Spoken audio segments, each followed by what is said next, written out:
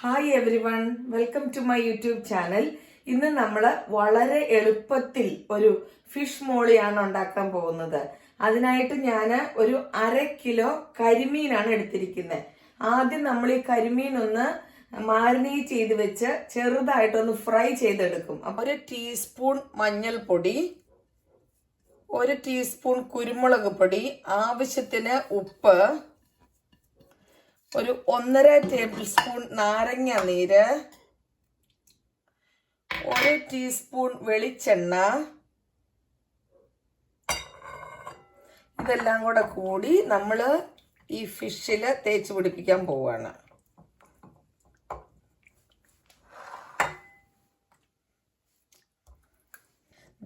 കഴുകി വൃത്തിയാക്കിയ ഫിഷ് നമ്മൾ നന്നായിട്ട് കട്ട് ചെയ്ത് വെച്ചിട്ടാണ് ഈ മാരിനേറ്റ് ചെയ്ത് വെക്കണം, അല്ലെങ്കിൽ അതിൻ്റെ അകത്തൊന്നും മസാല നന്നായിട്ട് പിടിക്കുകയല്ല. ഇനി നമ്മളൊരു മിനിമം 1/2 മണിക്കൂറെങ്കിലും അതവിടെ ഇരിക്കട്ടെ. നമ്മളിത് ഫിഷ് മാരിനേറ്റ് ചെയ്ത് വെച്ചിട്ട് ഇപ്പം 1/2 മണിക്കൂറായി. ഇനി നമ്മൾ ജസ്റ്റ് അതൊന്ന് ഫ്രൈ ചെയ്തെടുക്കാൻ പോവാണ്.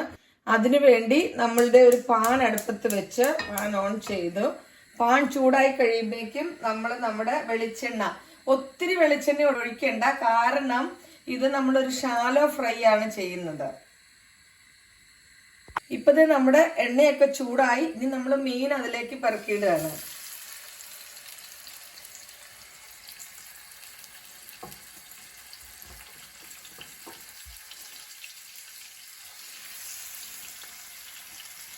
നമ്മുടെ ഫിഷ് ഫ്രൈ ചെയ്തുകൊണ്ടിരിക്കുകയാണ്. ആ സമയത്ത് ഇനി നമുക്ക് കറിയാക്കാനുള്ള, ഫിഷ് മോളി ആക്കാനുള്ള സാധനങ്ങളെ നമ്മളിത് അതിനായിട്ട് 2 ഏലക്ക, ഒരു 3 ഗ്രാമ്പു, ഒരു പട്ട, ഒരു 1/4 ടീസ്പൂൺ മഞ്ഞൾപ്പൊടി, ഒരു 1/2 ടീസ്പൂൺ കുരുമുളക് പൊടി, 1 ടീസ്പൂൺ മല്ലിപ്പൊടി, ആവശ്യത്തിന് ഉപ്പ്, ഒരു തക്കാളി, ഒരു സവാള, ഒരു 6 വെളുത്തുള്ളി അല്ലി, ഒരു കഷ്ണം ഇഞ്ചി, അല്പം കറിവേപ്പില, 2 പച്ചമുളക്, പിന്നെ നമ്മൾ തേങ്ങാപ്പാലാണ് എടുത്തിരിക്കുന്നത്. നമ്മളിത് 2ാം പാലും, തേങ്ങയുടെ 2ാം പാലും 1ാം പാലും എടുത്തിട്ടുണ്ട്. ഈ 2ാം പാൽ ഒഴിച്ചാണ് നമ്മളിത് വേവിക്കുന്നത്. വെന്ത് കഴിയുമ്പോഴാണ് നമ്മൾ 1ാം പാൽ ഒഴിച്ച് അത് ഓഫ് ചെയ്യുന്നത്. ഇപ്പതേ നമ്മുടെ മീനിന്റെ 2 വശവും ഒരു ഷാലോ ഫ്രൈ ആയിട്ടുണ്ട്. ഇനി നമുക്കിത് മാറ്റാം.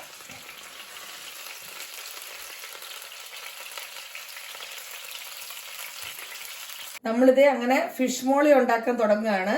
അതിന് നമ്മളൊരു ചട്ടി അടുപ്പത്തേക്ക് വെച്ചു, തീ ഓൺ ചെയ്തു. ചട്ടി ചൂടായി കഴിയുമ്പോൾ ഞാൻ ആ ഫ്രൈ ചെയ്ത് വെച്ച എണ്ണയില്ലേ, മീൻ ഫ്രൈ ചെയ്ത ചട്ടി ചൂടായി കഴിയുമ്പോൾ നമ്മൾ ആ മീൻ ഫ്രൈ ചെയ്ത് വെച്ച വെളിച്ചെണ്ണയില്ലേ, ആ വെളിച്ചെണ്ണ തന്നെയാണ് ഞാൻ ഒഴിച്ചു കൊടുക്കുന്നത് കേട്ടോ.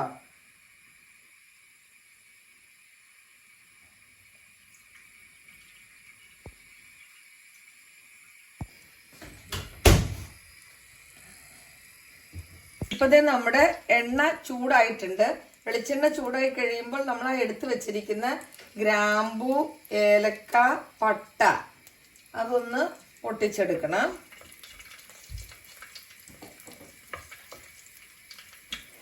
അത് പൊട്ടിക്കഴിഞ്ഞു കഴിയുമ്പോൾ നമ്മൾ ഇഞ്ചി, വെളുത്തുള്ളി, ആ ഒരു കഷ്ണം ഇഞ്ചിയും 6 വെളുത്തുള്ളിയും നമ്മൾ ചെറുതായിട്ട് അരിഞ്ഞു വെച്ചിരിക്കുന്ന അങ്ങിട്ട് കൊടുക്കണം.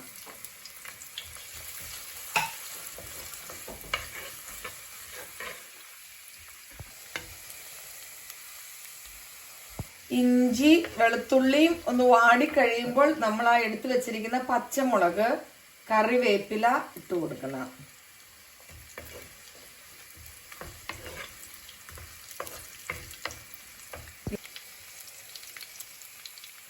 അതിനുശേഷം നമ്മുടെ സവാള ഇട്ട് കൊടുക്കണം.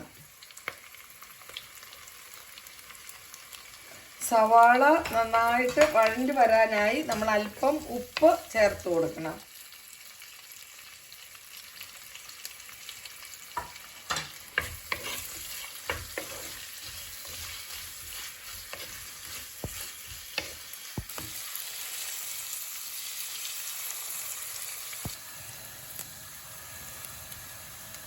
ഇപ്പത് സവാളയൊക്കെ നന്നായിട്ട് വഴണ്ടി വന്നിട്ടുണ്ട്. ഇനി നമുക്ക് നമ്മുടെ തീ കുറച്ച് വെച്ച് മസാലയൊക്കെ ഇടാം. നമ്മളുടെ മഞ്ഞൾപ്പൊടിയും കുരുമുളക് പൊടി, മല്ലിപ്പൊടി.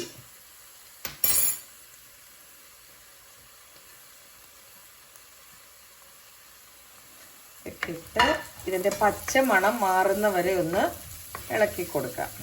ഇപ്പം നമ്മുടെ മസാലയുടെ പച്ചമണമൊക്കെ മാറി.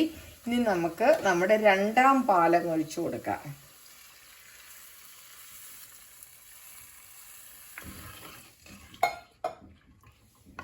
നമുക്ക് ഉപ്പൊക്കെ ഈ സമയം ഒന്ന് നോക്കാം കേട്ടോ.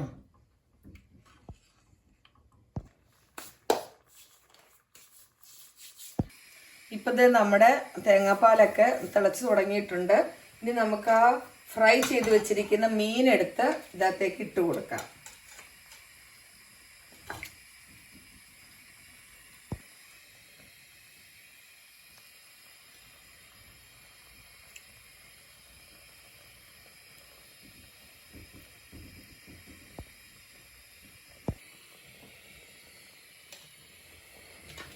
ഇപ്പതേ നമ്മുടെ മീനൊക്കെ അങ്ങ് ഇട്ട് കൊടുത്തിട്ടുണ്ട്. ഇനി അത് അവിടെ ഇരുന്ന് ഒന്ന് വേവട്ടെ.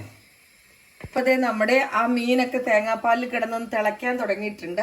അപ്പം നമ്മൾ എടുത്തു വെച്ചിരിക്കുന്ന നമ്മുടെ തക്കാളി ഇതിലേക്ക് ഇട്ട് കൊടുക്കണം.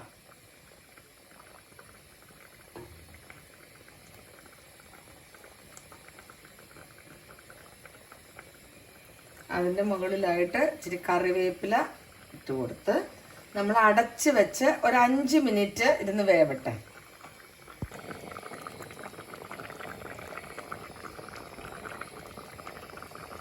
ഇപ്പതേ നമ്മുടെ മീൻ വെച്ചിട്ട് തക്കാളിയൊക്കെ ഇട്ട് കഴിഞ്ഞ് 5 മിനിറ്റ് ആയി. ഇനി നമുക്ക് ഒന്നാം പാലൊഴിക്കാം. ഒന്നാം പാലൊഴിച്ചു കഴിഞ്ഞാൽ അത് തിളപ്പിക്കേണ്ട ആവശ്യമില്ല.